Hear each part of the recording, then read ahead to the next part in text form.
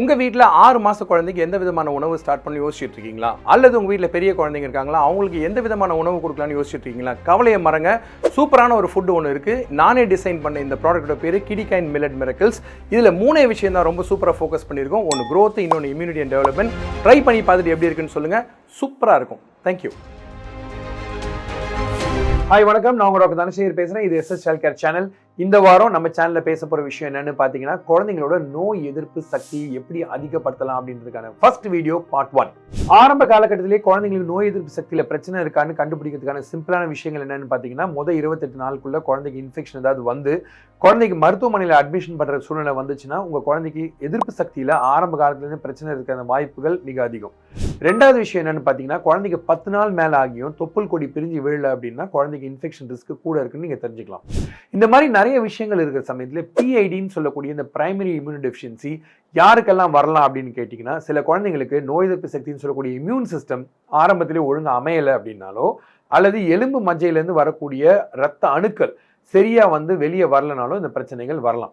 இந்த மாதிரி பிரச்சனைகள் வரக்கூடிய குழந்தைங்களுக்கு சமீப காலகட்டத்தில் என்னென்ன விஷயங்கள் நடந்திருக்குன்றதை நம்ம முதல்ல பார்க்கணும்.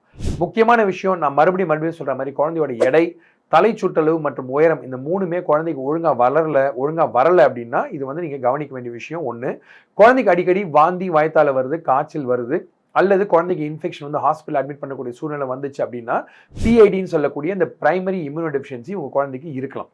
ஸோ இது நோய் சார்ந்த நோய் எதிர்ப்பு சக்தி கம்மியாக இருக்கிறது. பட் சாதாரணமாக என்னென்ன காரணங்களால குழந்தைங்களுக்கு நோய் எதிர்ப்பு சக்தி குறையலாம் அப்படின்னு பார்த்தீங்க அப்படின்னா, 6 மாதம் வரைக்கும் எல்லாருமே கிளியராக சொல்லக்கூடிய விஷயம் தாய்ப்பால் மட்டுமே கொடுங்க அப்படின்றது. 6 மாதத்துக்கு மேலே தான் குழந்தைங்களுக்கு உணவு ஸ்டார்ட் பண்ணும். எவ்வளோ வீடியோ போட்டாலும், எவ்வளோ தடவை இன்ஸ்டாகிராமில் சொன்னாலும், எல்லா தாய்மார்களும் தவறாமல் கேட்குற ஒரு விஷயம், 4 மாதம் ஆயிடுச்சு, 5 மாதத்துல நான் வேலைக்கு போகணும், குழந்தைங்களுக்கு சாலிட் ஸ்டார்ட் பண்ணலாமான்னு தயவு செய்து தப்பை பண்ணவே பண்ணாதீங்க. ஏன்னா இதை கொடுத்தீங்கன்னா குழந்தைங்களோட குடல் வந்து சரியா இயங்காது, அவங்களால உணவு செரிமானம் பண்ண முடியாது. உணவு சரியா செரிமானம் பண்ண முடியாத குழந்தைங்களுக்கு பின்ன காலத்துல உணவு மேல வெறுப்பும் வரலாம், குழந்தைங்களுக்கு உடம்பு சரியில்லாமையும் போகலாம். 6 மாசத்துக்கு மேல எந்த விதமான உணவு கொடுக்கணும் அப்படின்றத நான் என்னுடைய யூடியூப் வீடியோஸ்ல ஏற்கனவே பல முறை பதிவு பண்ணியிருக்கேன். தயவு செய்து ஃபாலோ பண்ணுங்க. இது மட்டும் இல்லாம பிறந்த குழந்தைக்கு ஃபர்ஸ்ட் நாள்ல இருந்து multi vitamin drops, vitamin D உள்ளடங்கிய மல்டி விட்டமின் டிராப்ஸ் கொடுக்கறது மிக மிக முக்கியமான விஷயம். 6 மாசத்துக்கு மேல குழந்தைங்களுக்கு அயன் டிராப்ஸ் கொடுக்கறதும் மிக நல்லது. ஸோ இதுல வந்து பாத்தீங்கன்னா, நோய் எதிர்ப்பு சக்தியை பத்தி பேசுறப்போ எல்லா பேரண்ட்ஸுமே கேட்குற ஒரு முக்கியமான விஷயம் என்னன்னு கேட்டீங்கன்னா, கவர்மெண்ட் வேக்சின் போடலாமா, பிரைவேட் வேக்சின் போடலாமான்னு. வெளிநாட்டுல இருந்து இந்த ப்ரோக்ராம் பார்த்துட்டு இருந்தீங்கன்னா, அங்கேயும் சரி, இந்தியாவில் இருக்கீங்கனாலும் சரி, எல்லா இடத்துலையுமே இந்த 6 மாசத்துக்கு முன்னாடி போடக்கூடிய பிரைமரி வேக்சினேஷன்ஸ் எல்லாமே சேம் தான். ஸோ எங்கே பார்த்தீங்கனாலுமே எல்லா வேக்சினேஷனும் ஒரே ஒரு விஷயத்தில் மட்டும் தான் வித்தியாசப்படும். கவர்மெண்ட்ல போடுறது வந்து ஃபீவர் வேக்சின் அண்ட் பிரைவேட்ல போடுறது ஃபீவர்லெஸ் வேக்சின். ஸோ இந்த மாதிரி இருக்கிறப்போ 6 மாசத்துல நீங்கள் கவலைப்பட வேண்டிய அவசியமே கிடையாது. தாய் நல்ல ஆரோக்கியமான உணவை சாப்பிட்றது மட்டும் இல்லாமல் குழந்தைங்களுக்கு வந்து எல்லாருமே தாய்ப்பாலை முடிஞ்ச வரைக்கும் கொடுக்கறது மிக நல்லது.